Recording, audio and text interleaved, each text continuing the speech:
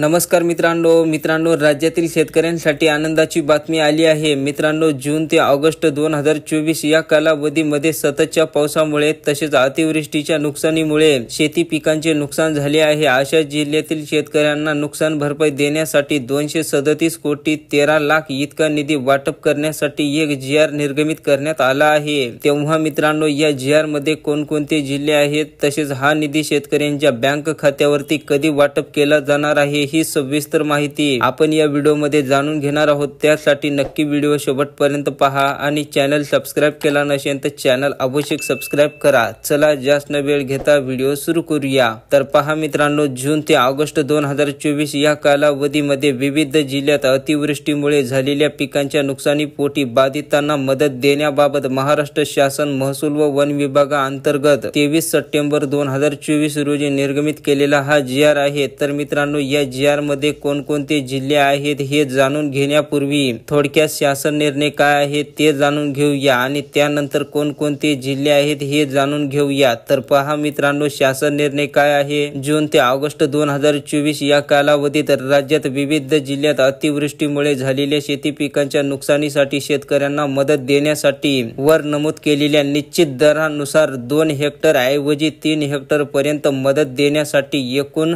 237 कोटी 13 लाख इतका निधी या शासन निर्णयानुसार वाटप करण्यासाठी मंजुरी देण्यात आली आहे। आणि मित्रांनो, हा निधी शेतकऱ्यांच्या बँक खात्यावरती DBT प्रणालीद्वारे थेट जमा करण्यात येणार आहे। आणि मित्रांनो, हा निधी कोणकोणत्या जिल्ह्यातील शेतकऱ्यांना वाटप केला जाणार आहे त्या जिल्ह्यांची यादी पहा।